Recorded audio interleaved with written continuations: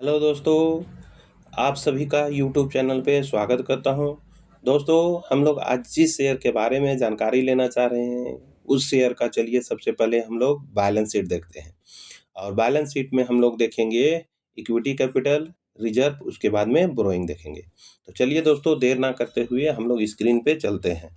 तो मार्च 2022 में 604 करोड़ का इसका इक्विटी कैपिटल था और मार्च 2023 में भी 604 करोड़ का था और मार्च 2024 में भी 604 करोड़ का इसका इक्विटी कैपिटल था।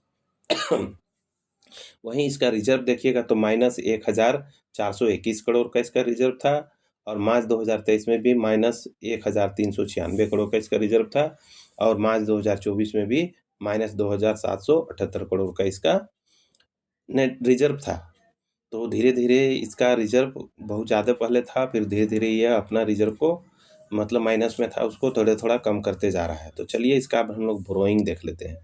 तो मार्च 2022 में इसका बोरोइंग था 26,633 करोड़ का और मार्च 2023 में 32,157 करोड़ का इसका बोरोइंग था और मार्च 2024 में 35,905 करोड़ का इसका बोरोइंग था। तो दोस्तों, हम लोग यहाँ पर ये रिस्कर्स यही निकलता है, रिसर्च यही करके निकलता है, निचोड़ यही निकलता है कि ये इस शेयर का रिजर्व जो है माइनस में है, माइनस 2,778 करोड़ का है और बोरोइंग भी 35,905 करोड़ का है। तो उस लिहाज से देखिएगा तो यहाँ पर ही हम लोग को वीक पॉइंट मिल रहा है, प्लस पॉइंट नहीं मिला, वीक पॉइंट मतलब यहाँ एक हम लोग को मतलब खराबी का पॉइंट मिल गया। अब चलिए दोस्तों, आगे का प्रोसेस देखते हैं क्या है नहीं है। तो हम लोग आ गए दोस्तों स्क्रीन पे प्रॉफिट एंड लॉस पे। यहाँ हम लोग सेल्स देखेंगे और नेट प्रॉफिट देखेंगे। तो मार्च 2023 में 6,674 करोड़ का इसका सेल्स था। वहीं मार्च 2024 में 8,755 करोड़ का इसका सेल्स था और करेंट देखिएगा तो 9,139 करोड़ का इसका सेल्स था। तो वहीं पर ही इसका नेट प्रॉफिट देखिए, तो नेट प्रॉफिट भी बहुत अच्छा नहीं है इसका। मार्च 2023 में माइनस 840 करोड़ का इसका नेट प्रॉफिट था और मार्च 2024 में भी 828 करोड़ का इसका नेट प्रॉफिट था और करंट का भी देखिएगा तो माइनस 1,182 करोड़ का इसका नेट प्रॉफिट था। तो यहाँ भी हम लोग को एक वीक पॉइंट मिला, प्लस पॉइंट तो नहीं मिला, वीक पॉइंट मिल गया। तो अब चलिए दोस्तों, हम लोग यहाँ देखते हैं इसमें कौन कौन से हैं। तो इसमें प्रमोटर्स हैं, एफआईएस है, डीआईएस है और पब्लिक है। तो दोस्तों, मार्च 2024 में देखिएगा तो प्रमोटर का होल्डिंग है 59.07% का होल्डिंग है और जून 2024 में भी देखिएगा तो 59.07% का ही होल्डिंग है। लेकिन जुलाई में देखिए, जुलाई 2024 में 66.07% का इसका होल्डिंग है, मतलब 6-7% का यह अपना होल्डिंग को बढ़ा लिया प्रमोटर्स। अब यहाँ पब्लिक का देखिए, एफआईएस का देखिए क्या है होल्डिंग, गजब का होल्डिंग है। मार्च 2024 में 26.78% का होल्डिंग है एफआईएस का। आज जून 2024 में देखिएगा तो 25.98% का होल्डिंग है, लेकिन वहाँ से घटकर जुलाई 2024 में 14.76% का रह गया एफआईएस का होल्डिंग। वहीं डीआईएस का होल्डिंग देखिए, मार्च 2024 में 6.07% का, वहाँ से घटकर फिर थोड़ा सा घटा लिया अपना 1%। जून 2024 में 5.74% और वहाँ से भी घटाकर जुलाई 2024 में 3.38%। तो दोस्तों, यहाँ एफआईएस और डीआईएस ने अपना होल्डिंग तो जरूर घटाया, लेकिन उसको बाय किया है प्रमोटर्स, तो उतना डरने घबराने का ज़रूरत नहीं है।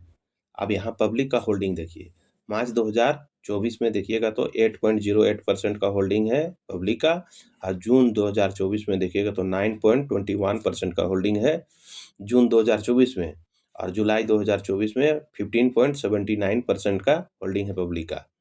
तो दोस्तों, हम लोग ने यहाँ देखा कि प्रमोटर्स का होल्डिंग कम है तो एफआईएस डीआईएस का होल्डिंग है और एफआईएस डीआईएस का होल्डिंग अपना कम किया तो प्रमोटर्स ने इसका होल्डिंग बढ़ा लिया। तो उस लिहाज से यहाँ हम लोग को थोड़ा सा तो प्लस पॉइंट मिल गया। अब चलिए आगे का प्रोसेस देख लेते हैं, क्या नाम है, कितना पे ट्रेड कर रहा है वगैरह सब जानने के लिए हम लोग स्क्रीन पे चलते हैं। तो दोस्तों, हम लोग स्क्रीन पे आ गए हैं। जिस शेयर का भी हम लोग देखें equity capital, reserve, borrowing, sales, net profit और इस शेयर होल्डिंग पैटर्न देखें, तो शेयर का नाम है जीएमआर इंफ्रा लिमिटेड। ठीक है, इसको अथी में भी बोलते हैं जीएमआर एयरपोर्ट लिमिटेड और अदर दूसरा में बोलेंगे तो जीएमआर इंफ्रास्ट्रक्चर लिमिटेड। तो जिसका करंट मार्केट प्राइस है 89 रुपया 50 पैसा, 4 अक्टूबर 3:30 का यह दिखा रहा है। तो दोस्तों ये जो शेयर है, एयरपोर्ट का जो इंफ्रास्ट्रक्चर होता है उसके विषय में ये काम करता है, मतलब एयरपोर्ट बनाता है, उसके संबंधित जितना भी कार्य रहता है वो सब काम करता है।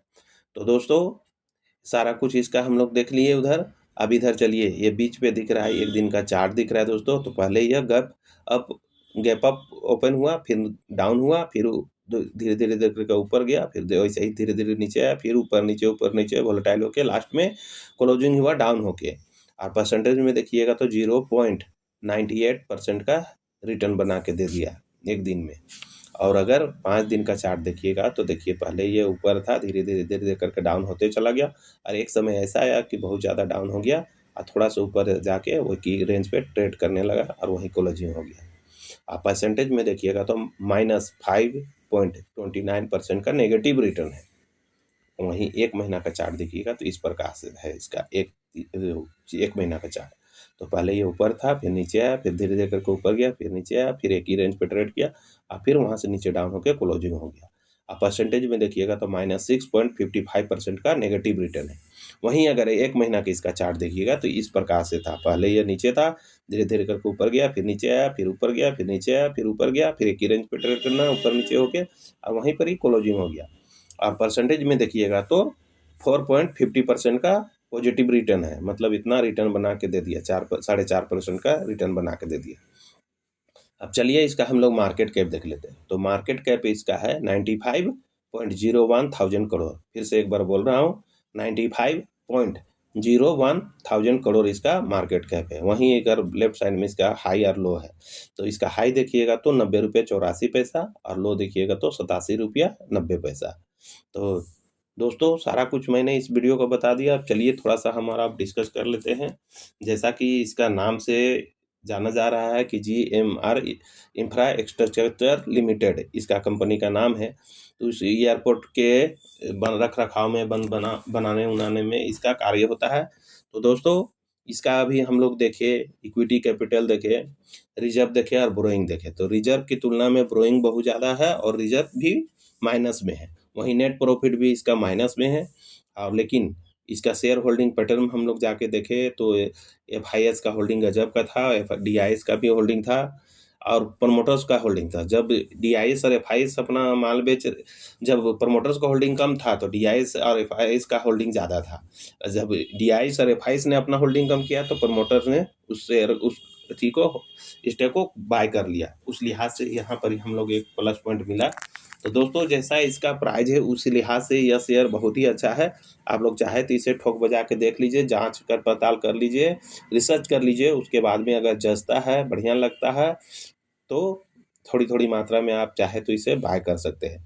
दोस्तों बात ऐसा है कि अगर सब कुछ अच्छा रहता तो इस प्राइस पे आपको नहीं मिलता। जैसा इसका प्राइस है 89 रुपया 50 पैसा, उस हिसाब से उस लिहाज से यह शेयर इस प्राइस के लिए परफेक्ट है। दोस्तों मार्केट भी जानता है कि कौन सा शेयर का असली वैल्यू कितना है, तो इसलिए उस हिसाब से यह शेयर का प्राइस ठीक ठाक है। दोस्तों ज़्यादा डरने घबराने का ज़रूरत नहीं है, शेयर मार्केट है, रिस्क लीजिएगा तभी जाके आपको रिवार्ड मिलेगा। तो दोस्तों आप अपने से इसको रिसर्च कर लीजिए, जांच पड़ताल कर लीजिए, जितना आपको नॉलेज है उसी हिसाब से अपना रिसर्च कर लीजिए, जांच पड़ताल कर लीजिए। उसके बाद में चाहे तो आप इसे थोड़ी थोड़ी मात्रा में बाय कर सकते हैं।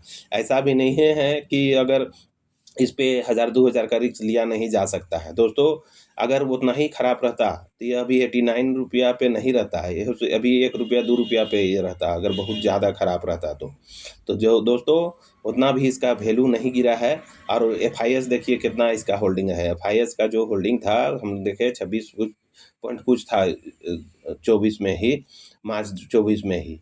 इधर जून में जाके थोड़ा सा घटाया अपना होल्डिंग, फिर भी उसका 5-6% 8% है।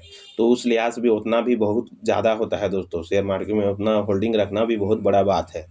तो इसलिए डरने घबराने की ज़रूरत नहीं है। इसमें FIS है, DIS है, पब्लिक है, प्रमोटर्स भी है, इसलिए डरने घबराने का कोई ज़रूरत नहीं है। आप लोग चाहे तो इस शेयर पे दांव खेल सकते हैं। देखिए दोस्तों मेरा बाय सेल करने का कोई रेगुलेशन नहीं है। आप लोग चाहे तो अपने रिस्क पे बाय कीजिएगा और अपने दम पे बाय कीजिएगा। मेरा इसमें किसी प्रकार का बाय सेल करने का कोई रेगुलेशन नहीं है। ठीक है दोस्तों, तो सारा कुछ मैंने इस वीडियो पे रख दिया हूँ, आईना की तरह अब यह साफ़ है। चाहे तो अच्छा लगे तो बाय कीजिए और अच्छा नहीं लगे तो छोड़ भी सकते हैं। क्योंकि दोस्तों पैसा आपका है तो अंतिम डिसीज़न भी आप ही का होगा, रिस्क भी आप ही को लेना होगा, तो रिवार्ड भी आप ही को मिलेगा।